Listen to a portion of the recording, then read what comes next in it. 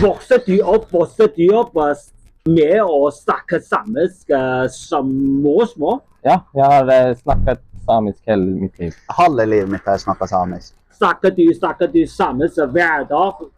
Ja, det gjør vi. Jeg snakker kun samisk. Hjemme Ja. og på jobb. På jobbet? Ja. På jobbet også? Det går i samisk og norsk, begge deler.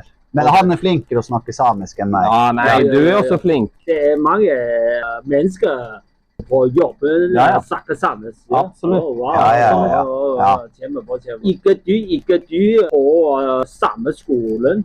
Nei, det gjorde vi ikke. Nei, hvorfor ikke? Ivan her, han er fra... Jeg er fra Kautokeino. Han er fra Kautokeino. Han er fra Karasjok. Ja, jeg er herifra. Jeg er fra Karasjok. Men det var aldri sånn samisk skole. Men det var jo... Var det ikke det? Vi fikk jo samisk som... Da fikk vi samisk som første språk. Hadde ikke dere samisk altså på... Jo, det hadde vi jo. De gikk på samme skolen, ja? Ja. Fra 1 til 10. Ja. Hvor viktig er samme språk for deg? 11. Samisk er veldig viktig. Det er Fra 1 til 10. Hvor viktig er samme språk for deg som er samme? Det er 12. 12. 12. Boom! Er du bekymret for fremtiden til samme språk? Det er jo en usikkerhet på grunn av at fornorskning har jo vært en stor del, og som fortsatt er litt skummelt. Ja. Og det er ikke så mange som snakker samisk, så det er jo et språk som er utrydningstrua. Ja, men i de siste årene så har på en måte det samiske, det har vokst. Altså det har blitt mye mer synlig, det er flere og flere som snakker samisk. Så det har på en måte, altså det har styrket seg også, men likevel så er det ikke så veldig mange som snakker samisk. Men ikke alle samme kan samisk. Det er et problem. Det er jo et problem. Ja, problemet er det jo ikke, men det som hadde vært fint, det er jo hvis for eksempel alle i Norge har samisk på skolen, ikke sant? Da ville jo språket blitt enda større, og da hadde det ikke vært så farlig for at den blir utrydningstruet. Hvordan kan man løse dette problemet? Det er jo opp til generasjonene, det er jo opp til foreldrene. Ikke bare samer, men samer som har mistet liksom samiskheten, som har mulighet til å ta det tilbake, og så lære det til neste generasjon, og bare at flere og flere gjør det. For det er ikke bare på oss, det er jo også på andre. Vokste du opp med å snakke samisk som morsmål? Ja. Så snakker du samisk hver dag? Ja. Så hjemme? Ja. På skolen? Ja. Og i butikken også? Ja. Snakker alle i butikken samisk? Ja, nesten alle. Nesten alle? Kjempebra. Går du på samme skolen? Ja. Bra. Fra 1 til 10, hvor viktig er samme språk for deg? 10. Ja. 10. 10, ok. Ja. Fordi det er det jeg er vokst opp med. Ja. Ok. Og det er viktig å kunne snakke med som bor her. Så ønsker du at alle sammen skal kunne snakke samisk i fremtiden? Ja. Ja. Ønsker. Og jeg vet at ikke alle sammen snakker samisk, men du ønsker i fremtiden alle sammen snakker samisk, ja? Ja. Ok. Det er veldig viktig. Er du bekymret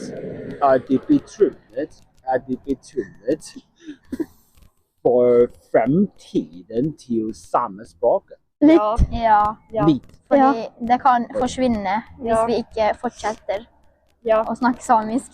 Og så på sosiale medier så er det bare andre språk.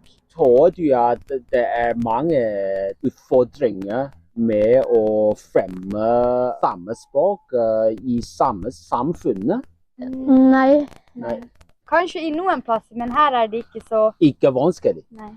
Men i Alta så er det kanskje mye vanskelig. Det ikke er så mange samer som her. Så er du bekymret? Ja, litt. Ja. Litt? Ja, litt. Litt. Ja.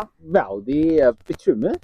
Ikke så bekymret, men litt. For litt. Men litt over litt. Ja. Mulla on Mikkel Uule Eira. Mun on jäljälogi kolmajagi baaris. Shaddan pajas shaddan tappe koodekeinnus. Usse tappe pääräs. Parkkaan tappe koodekeinu halma kirjiraatsu siis. Ja Kan du gjenta på norsk? jeg heter Mikkel Uule Eira.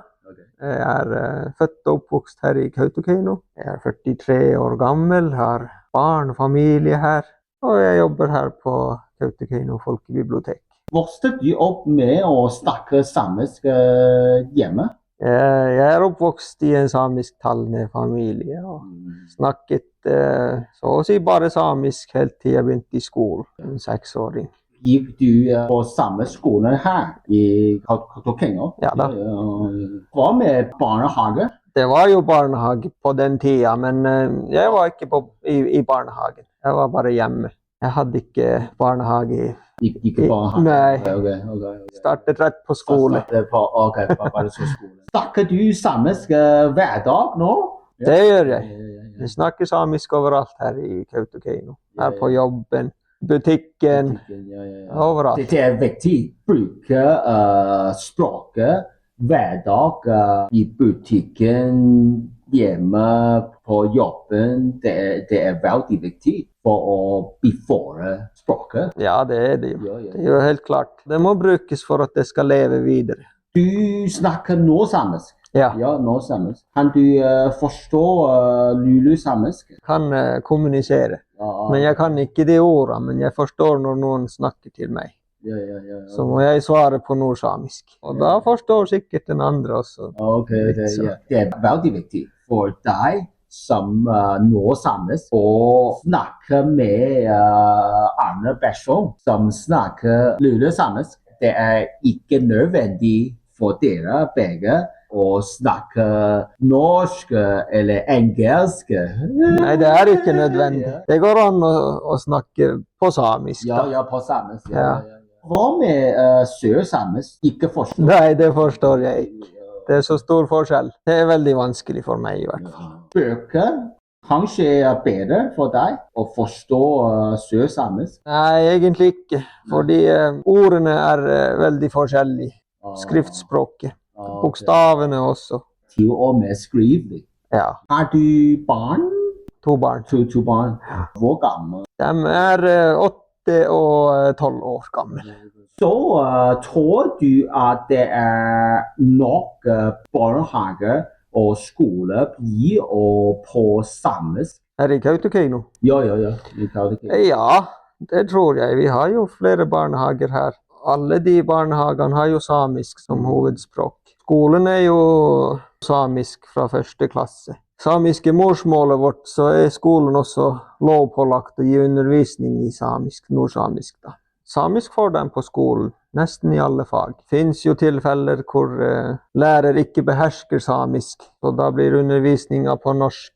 Så jeg har veldig interessant spørsmål til deg. Fra 1 til 10, hvor viktig er samespråket for deg? Ja, det er over 10. Okay. Fordi det samiske språket det er så rikt. Vi har så mange ord som beskriver ting, forhold.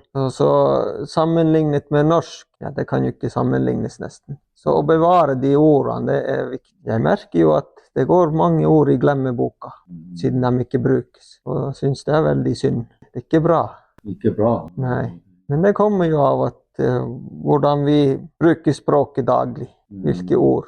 For det er jo enkelt å bruke både norske og engelske ord i stedet for samiske ord. Så det er viktig. For meg er det veldig viktig. Ønsker du at alle samer skal kunne snakke samisk i fremtiden?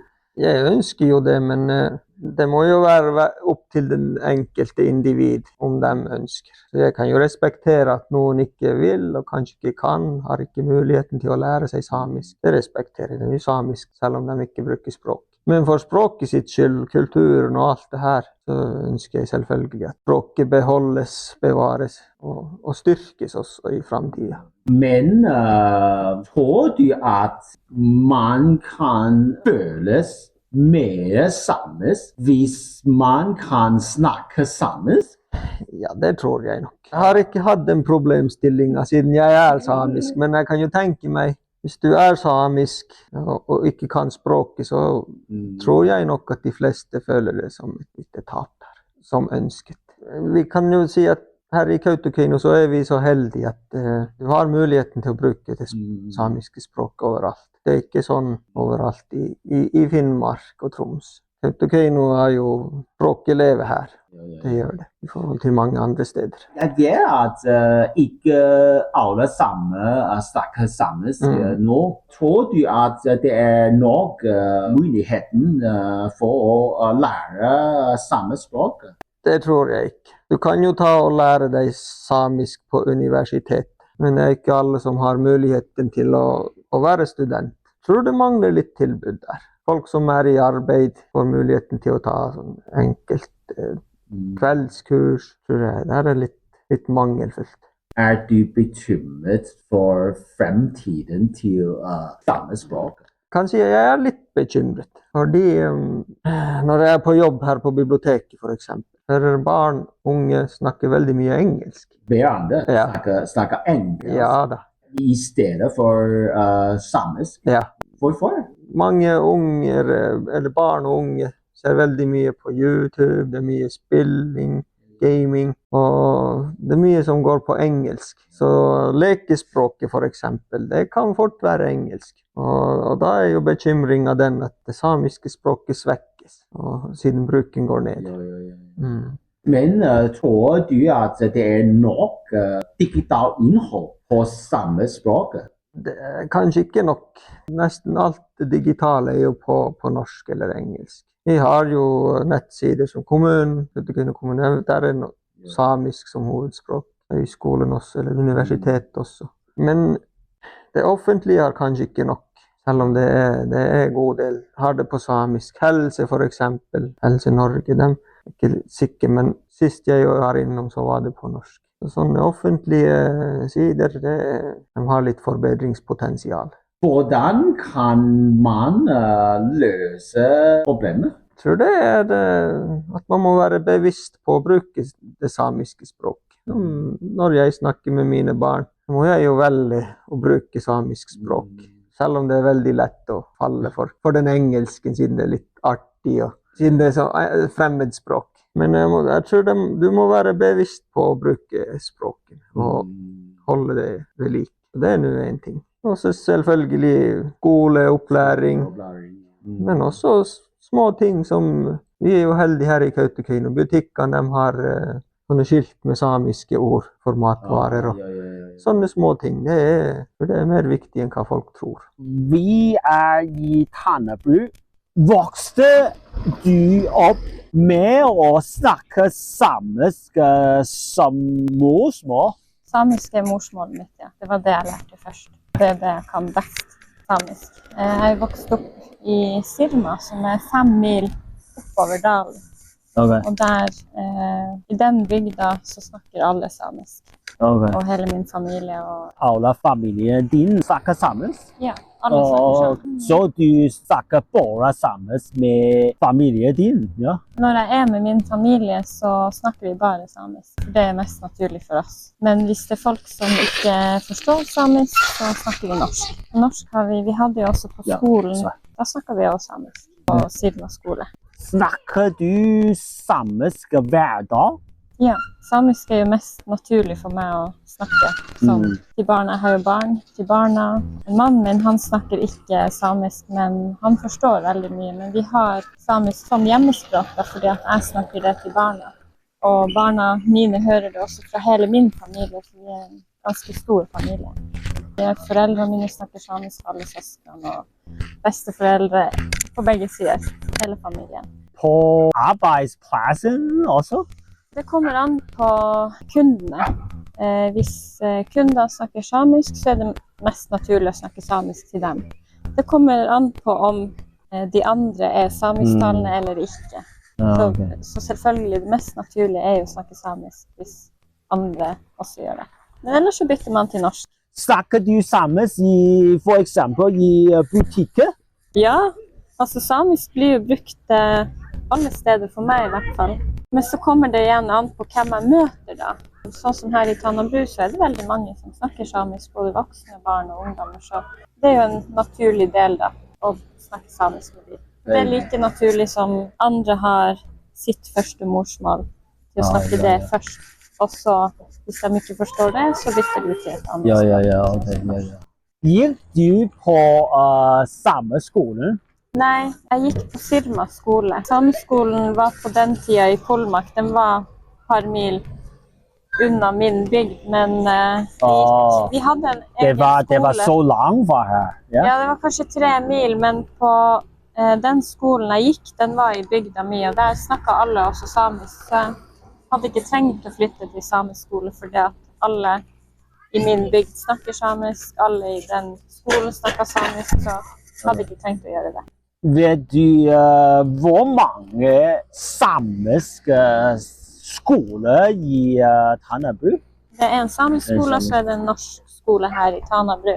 Og så har vi 2 skoler til i Tana kommune, i Bofsa og Montessori. Men de ikke samiske skoler da. Vet du det samisk barnehage her? Det en privat samisk barnehage, hvor alle de ansatte snakker samisk. Da lærer jo ungene også hvis de ikke kan det fra før, eller at du har det som morsmål. Og så det den kommunale barnehagen, de har en samisk avdeling. Så det både norsk og samisk. De har liksom en samisk avdeling og så en annen avdeling.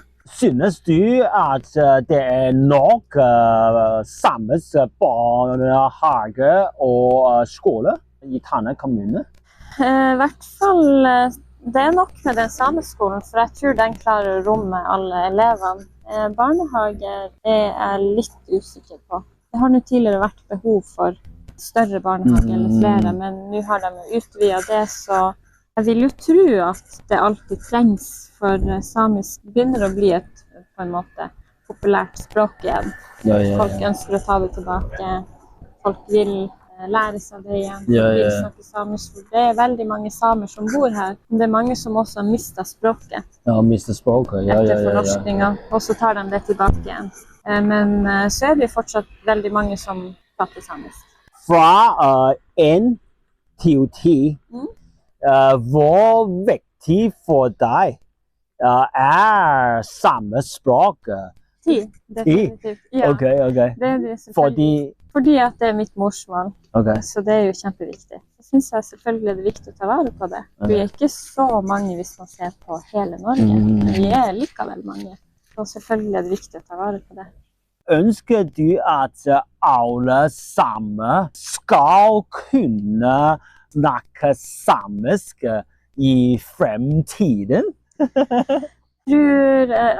Det kan jo, for min del så kan folk velge det selv, men jeg synes det hadde vært fint hvis det hadde vært for eksempel i hele Norge og i alle skoler at folk kunne ha valgt å ha samisk som et fag. For som jeg tror det i dag, så ikke det valgfag da, på den måten som at du kan velge å ha tysk eller nynorsk eller andre språk, engelsk. Fordi at samisk, det jo også et godkjent språk i Norge. Det jo 2 språk da, samisk og norsk. Så da skjønner jeg på en måte ikke hvorfor det ikke mulighet, eller en mulighet da, til å velge samisk også. Spesielt hvis du bor i Finnmark, så hadde det jo sikkert vært kjekt å kunne det. Så kan du bruke samisk til mange. Jeg vet at ikke alle samer kan snakke samisk. Nei. Så kanskje det kjempebra for alle samer å snakke sammen med hverandre. Ja, i fremtiden. Ja. Så for meg, hvis folk vil, så ønsker jeg at ellers hadde det vært fint om de hadde hatt muligheten til det, at det blir tilrettelagt for at man kan ta opp samisk. Man kan ha kurs, man kan lære seg det språket. Norsk og samisk, det 2 helt forskjellige språk. Det ikke noe likt i det hele tatt, så jeg skjønner jo at det vanskelig å lære seg det, for det jo vanskelig. Det nesten vanskelig for meg å ikke prater det, er veldig naturlig for meg, men det er mange ord som jeg tenker, som jeg må tenke, hvordan skal jeg bøye det og det, og det er et komplekst språk, kan man si. Mye. Men det er et veldig fint språk, veldig beskrivende. Du bekymret for fremtiden til samespråket? Jeg har egentlig ikke tenkt så mye over det.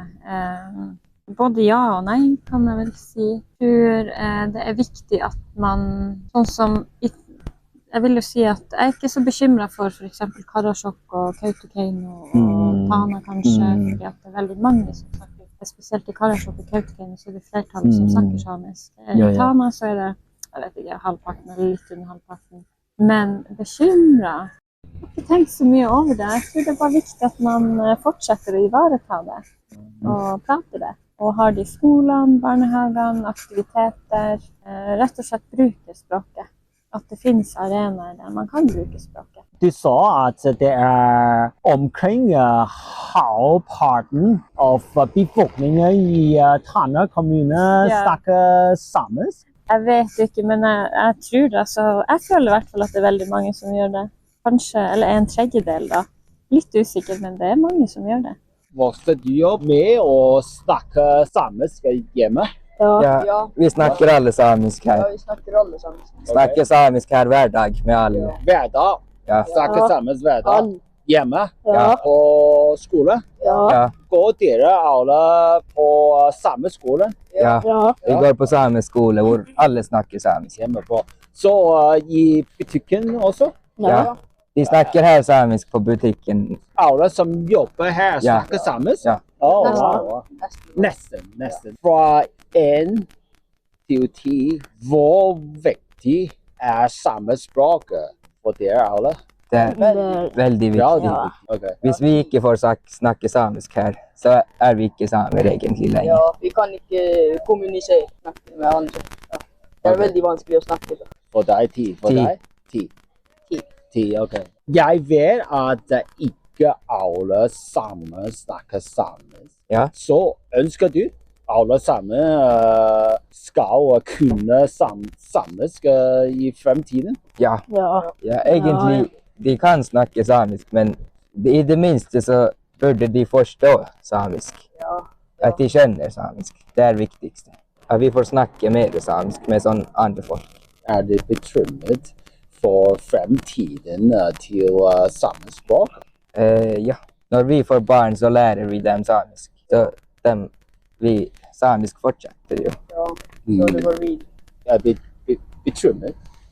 Ja, litt. Litt? Ok. Bekymret.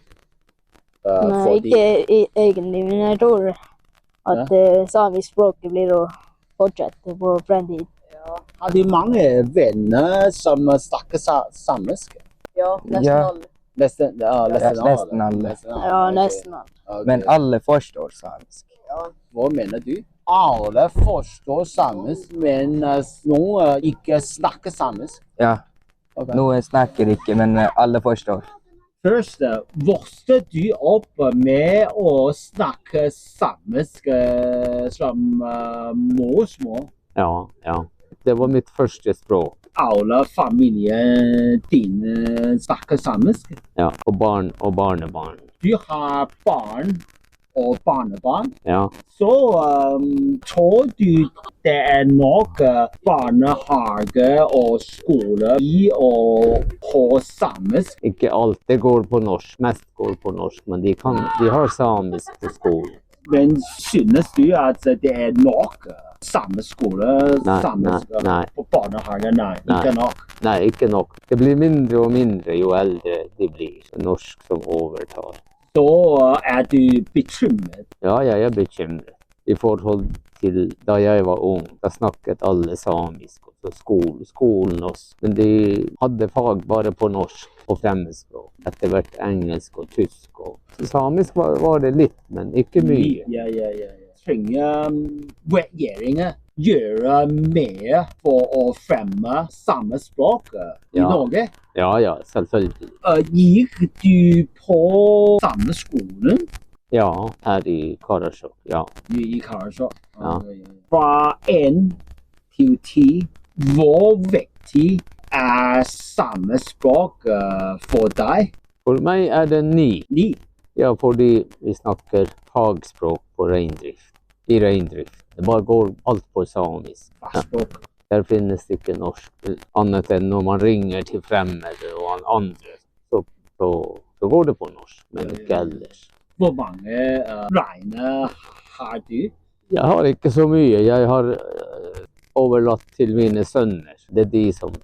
Tenker du at det viktig å drive reindrift i Norge, i Finnmark? Det viktig. Det mange arbeidsplasser. Mange arbeidsplasser? Ja, det det. Mange årsverk og arbeidsplasser. Det svært viktig.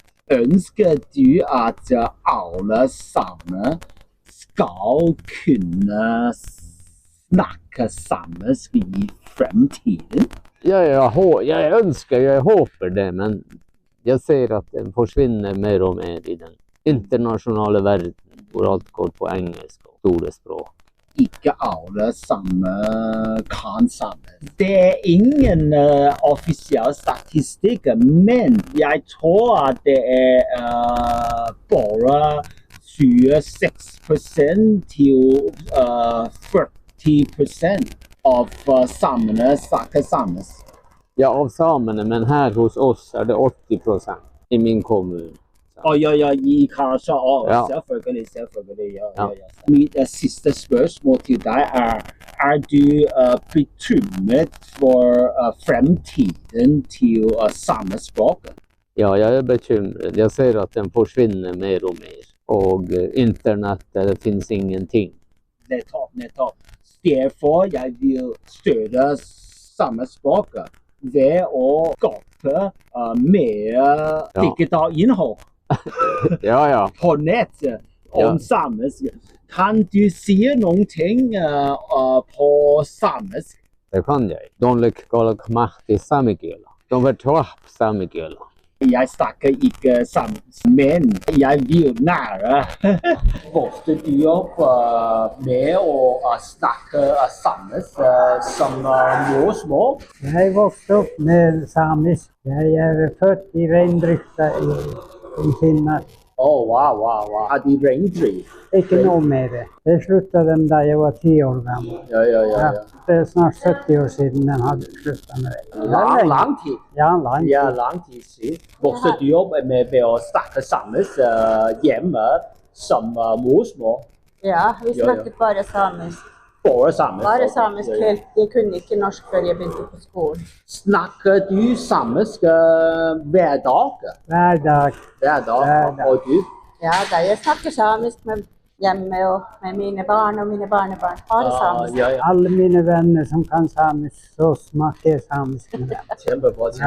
Gikk du på samme skolen? Jeg har ikke gått på sameskole, jeg har gått på en norsk skole. Det var bare norsk skole da jeg begynte på skolen. Den gang ingen sameskole? Nei, jeg begynte på skole i 1959, og jeg gikk i 10 år på skole, og der var kun norsktalende lærere. Kun norsk? Du også kun norsk? Jeg hadde første året en samisk-tall, men resten så hadde norsktalende lærere. Helt til jeg gikk ut av skolen 8 år senere. Det nok samisk skole og barnehage i Norge, i Finnmark? Nei, absolutt ikke nok. Jeg har jobbet med skolespørsmål hele mitt liv, og det absolutt ikke nok.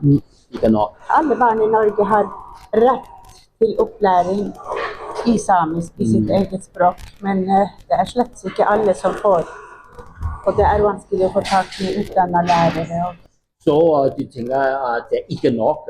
Nei, jeg synes ikke det er nok. Samme skole?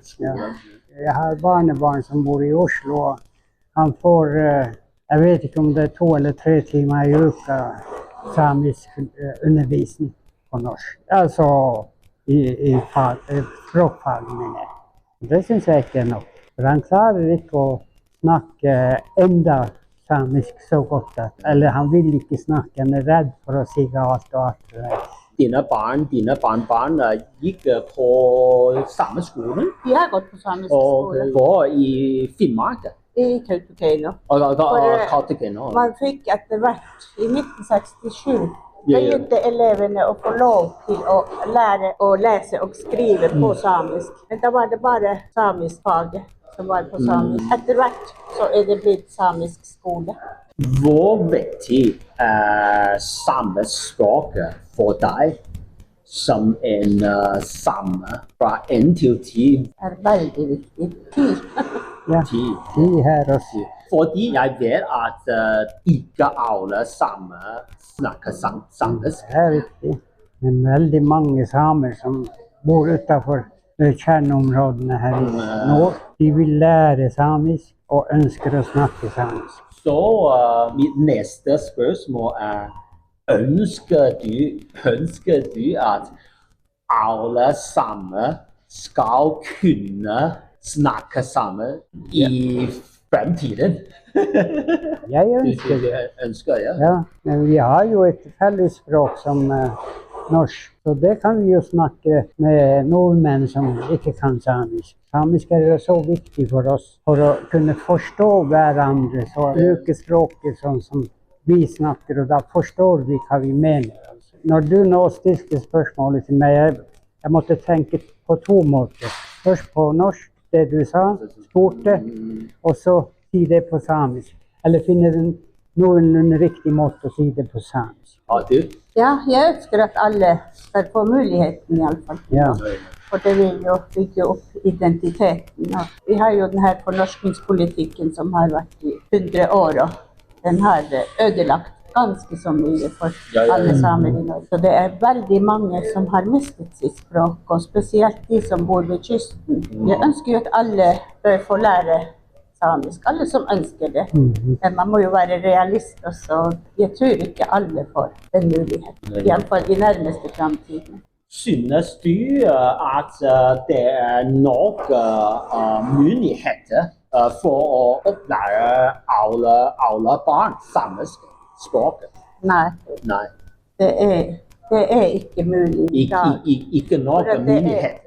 Det ikke nok lærere, ikke det nok læremidler, og ikke det nok språkarenaer hvor barna kan få bruke språket.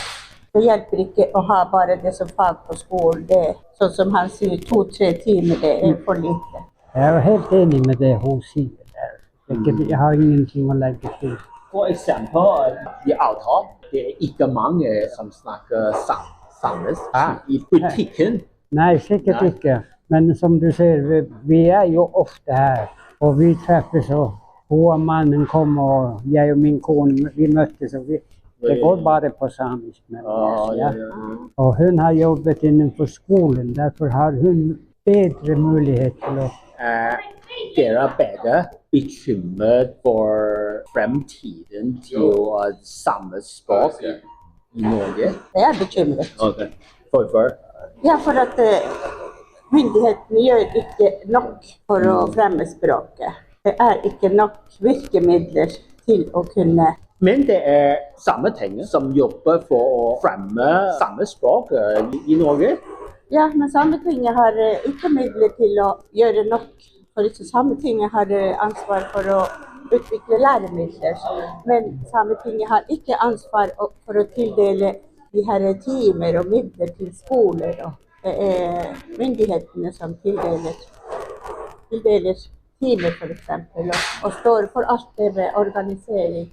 Det myndighetene som gjør det, altså sentrale myndigheter. Jeg føler ofte at myndighetene sier en ting, men når det kommer til utførelsen av de tingene, da klarer de ikke å få det til. Jeg bruker å si at det en slags dobbeltmoral. De lover noe og ikke klarer å gjennomføre. Så du bekymret? Jeg litt bekymret i og med at jeg har barn som bor utenfor det kjerneområdet i Finnmark. Og de får stort sett snakke norsk. Og nå jeg heldig at i hvert fall et par stykker av de har lært samisk, i og med at de ofte hos meg som bestefar og prater. Dine barn og barnebarn snakker samisk eller norsk hverandre? De snakker samisk med hverandre, og de snakker samisk med barna sine. Og jeg håper i alle fall at det vil hjelpe mine barnebarn til å bevare. Jeg tenkte å tilføye det her med at du sier at Sametinget har ansvaret. Det er veldig lett å skylde på Sametinget, fordi man har de har jo kun ansvar for å utvikle læremidler, og de får alt for lite penger. Og det er 3 samiske språk de har ansvar for. Helt ifra 1. klasse til og med videregående skole. Og det er alt for lite penger til det, så det er en umulig sak. Du tenker at det er ikke nok penger, ikke nok økonomisk støtte Det er det. for å fremme samespråk? Det mener jeg. Okay. Det mener jeg også. Det ser vi jo. Vi ser jo på mange måter, for eksempel her i Finnmark, så diskuteres det om dette med reindrift og kontra industriutvikling. Det er noe som også tar fra de samiske veldig mye. Eller jeg sa vel i sted at de sier noe, og så gjør de ikke det de lover oss. Det gjelder stort sett generelt og veldig ofte det. Vokste du opp med å snakke samisk som morsmål? På en måte, ja. Mamma pratet samisk, og pappa også, men ikke så godt. Så da var det finsk. Din far er finsk? Og mamma, og det er fra grensa, finsk og norsk grensa. Så ja, de prater samisk egentlig, men prater ikke til meg og min søster. Men jeg begynte å studere samisk på barneskolen. Hvorfor flyttet du til Norge? Jeg har alltid jobbet her. Og jeg har 2 barn som har norske far. Så snakker du samisk med din far og din mor? Nei, med mine barn. Kjempebra, det var veldig viktig. Hvorfor lærte du samisk? Jeg lærte den på skolen litt også med min første kjæreste, som var en reineier fra Varangerbotn. Så du hadde mange muligheter å snakke samisk? Ja. Kjempebra. Nå du snakker samisk hver dag? Ja, hjemme. Hjemme med din barn? Ja, og mannen. Og han har pratet samisk siden det er hans morsmål. Hun er ikke norsk før han begynte på skolen. Snakker du samisk på arbeidsplassen også? Ja. Det er mine pasienter. Pasienter, ok. I Tannebu? Ja, Tana helsesenter. Men det mange mennesker som kan samisk i Tannebu? Ja, jeg synes det. Ja. Men jeg har stått her allerede 1 time. Ja. Men jeg fant bare 7 mennesker. Ja. Etter 60 mennesker jeg har spurt. Ikke på statistikk. Nei. Ja, man kan tenke det er mer samisk her enn hvor jeg var fra. Kanskje det er mer i Varangerbotn. Jeg synes det er ganske mange som prater samisk. Og i hvert fall eldre folk. Fra 1 til 10. Hvor viktig er samme språk for deg? Kanskje 8. 8? Det er på en måte språk som jeg kunne best når jeg ble sammen med min mann som jeg er lag med nå. Og det ble språket vårt. Men jeg kunne godt prate norsk også. Det er ikke så... Det er 7-8. Det er ikke sånn at jeg må prate samisk hver dag. Men at det har jo vært fra familien og fra begge sider og fra besteforeldre. Som samestalende, er du bekymret for fremtiden til samespråket? Nei, jeg synes det er blitt mer moderne nå. Men det er bare, det finnes ingen offisiell statistikk om hvor mange mennesker som kan samles, men ifølge Store norske leksikon er det omkring 30 000 mennesker i Norge, i Sverige, i Finland, i Russland som kan samles. Så bare 1000 mennesker. Liten folkene som snakker sammen, så de er bekymret. Nei, jeg synes det er jo blitt mer modernt og sånn, folk vil jo prate samisk, og folk vil lære samisk, og dem som er ikke samisk, altså som er ikke herifra og har ikke samisk som bakgrunn, de likevel vil lære det og lære til sine barn, og folk som flytter sørfra og vil gjøre det. Jeg tror det kan redde litt. Synes du at det er nok samisk digital innhold? Kan du få på samisk? Ja. Er det bra? Ja, ok. Mun mielestä tuorvai ahtela maanai TV samikielellä ja ahtela veilosvuotta vuorisolmuiden kultali saamiradio ja Gähtsä Saame TV, Saame Odasi. Mun mielestä tuorvai ilahmento on. Kan du gjenta på norsk? Altså, jeg synes det er nok at barn har barne-TV på samisk, masse programmer, og det er sameradio til eldre. Det er på nettet ganske mye, men det er ikke for mye, heldigvis. Så jeg synes det er bra nok. Det er nok. Ja, det er nok. Det er veldig optimistisk. Ja. Om samme språk. Vokste du opp ved å snakke samisk som morsmål? Ja, vel. Ja, alle familier dine snakker samisk? Ja. Snakker du samisk hver dag? Ja. Går du på samme skolen? Ja. I butikken? Snakker du samisk? Ja, til folk som kan samisk, men hvis de er norsk, da snakker vi norsk. Fra 1 til 10, hvor viktig er samme språk for deg som en same? Jeg tror det er en 8. 8. Ja, ganske viktig. Og du? 9 av 10. 9? Hvorfor ikke 10? Fordi det er en del folk som ikke snakker samisk. Okay. Så det er bra å kunne norsk og... Og du? Samme. Ønsker du at alle samer skal kunne snakke samisk i fremtiden? Ja. Ja, ønsker. Ja. Fordi jeg vil at samespråket blir sånn at den fortsetter i generasjoner. Ja. Du ønsker? Ja. Nei. Ikke alle sammen. Jeg vet at ikke alle samer snakker samisk nå. Men i fremtiden, hvorfor du ønsker ikke alle sammen snakke samisk i fremtiden?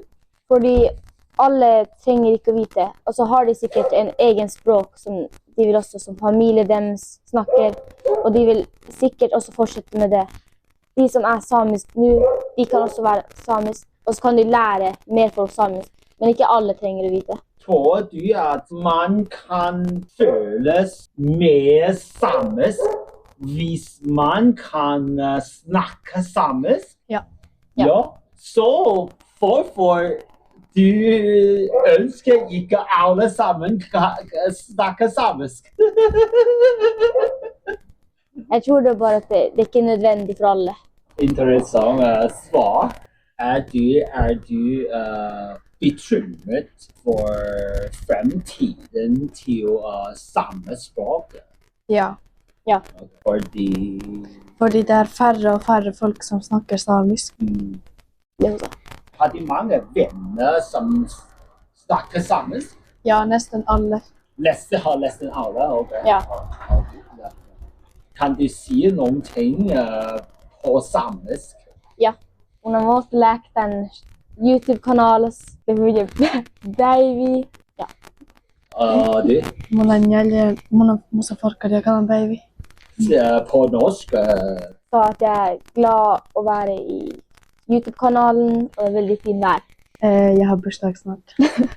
Vokste du opp med å snakke samisk som morsmål? Ja, det gjorde jeg. Hjemme? Ja, det var hjemme. Jeg lærte samisk før jeg lærte for eksempel norsk. Kjempebra. Snakker du samisk hver dag? Ja, det gjør jeg også. Det er vel med familie eller her ute i bygda. Men spesielt ute i for eksempel Karasjok så prater de jo samisk på dagligvarebutikken også. Snakker du samisk på arbeidspladsen også? Ja, det gjør jeg også. Gikk du på sameskolen? Ikke sameskolen her, men jeg gikk på en samisktalende skole, ja, i Sirma. I Tanabru? Ikke i Tanabru, men i Tana kommune. Synes du at det nok samisk barnehage og skole? Det kan jeg ikke svare på. Jeg er litt usikker på det. Det kommer jo an på om det er forespørsel, men jeg vet ikke om det er det. Jo, det er sameskole her. Fra 1 til 10, hvor viktig samespråk for deg som en same? Det må jeg si 10. 10? Ja. Hvorfor? Får kommunisert med alle her, også de eldre. Min avdøde bestefar, han kunne ikke annet enn samisk. Han kunne litt norsk, men det gikk bare i samisk, og det er jo fra barndommen av. Han ikke har lært seg et annet språk, så. Med samisk så får du jo kommunisert med flere. Så er det jo mange som også foretrekker å kommunisere på samisk, om det måtte være på privaten eller på jobbfronten. Har du tjeneste som snakker samisk? Ja. Ja, ønsker du at alle sammen skal kunne snakke samisk i fremtiden? Jeg synes det er bra altså, hvis flere lærer seg det, men det er ikke nødvendigvis sånn at alle må kunne det. Nei, det synes jeg ikke. Ja. Men jeg synes det er fint om folk vil lære seg det. Det gjør jeg. Du ønsker? Jeg har ikke et behov for at alle skal kunne det. Okay. Selvfølgelig ser jeg ikke behov, men ikke alle sammen snakker samisk. Ja, det stemmer nok, ja. Yeah. Men det finnes jo muligheter, i hvert fall om å lære seg det, hvis man ønsker. Er du bekymret for fremtiden til de samespråkene i Norge? Nei, jeg er ikke sånn veldig bekymret. Det er ikke noe jeg har tenkt på i hvert fall mye, det kan ikke jeg si. Vokste du opp med å snakke samisk som morsmål? Ja, det var morsmålet mitt. Snakket samisk hele livet. Alle familien din snakker samisk? Stemmer det. Bruker du samisk hver dag? Hver dag bruker vi samisk. Det er jo lokalspråk. På jobb og hjemme og overalt. Det er viktig, det er viktig. Så gikk du på sameskolen? Ja, vi hadde samisk språk på skolen. Okay. Men vi lærte selvfølgelig engelsk og norsk. Og... Ja, selvfølgelig. Fra 1 til 10, hvor viktig er samespråket for deg? For meg er samisk viktig. Ja, det er 10. Det er viktig for å bevare språket.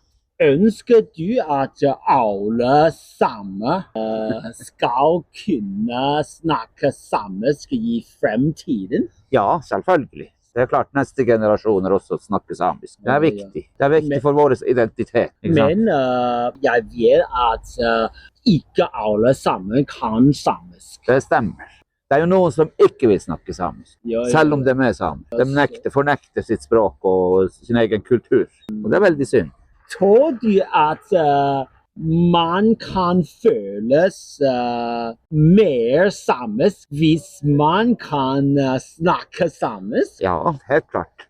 Det blir jo akkurat samme som du også kom fra ditt land, og du kan språket ditt, så føler du det du er, ikke sant? Din identitet. Er du bekymret for fremtiden til samespråk? Veldig, ja da. Det er jo synd at språket forsvinner. Ja, at det blir helt borte. Det er jo klart, da blir man bekymret. Så vi trenger mer arbeid for å fremme samme språk. Selvfølgelig. Vi har jo Sameting her oppe, ikke sant? Som jobber for å bevare språk og kultur. Men er det nok økonomisk støtte? Ja, det er det. Staten bevilger masse penger til undervisning, og også at de som kommer til, for eksempel til Karasjok, og skal jobbe her, så får de tilbud om å lære samisk språk for de som ikke kan. Altså, hvis du skal jobbe for eksempel i helsesektor og sånne ting, ikke sant, så må du kunne språk. You are a Northern Sami language teacher. Yes. Did you grow up speaking Northern Sami language as your mother tongue?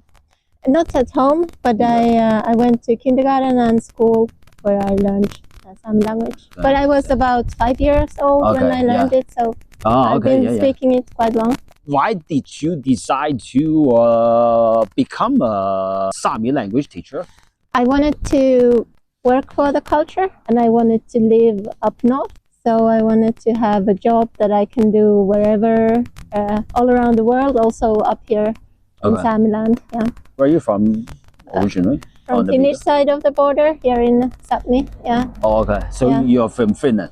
Yeah. So why you're here in Kotokino?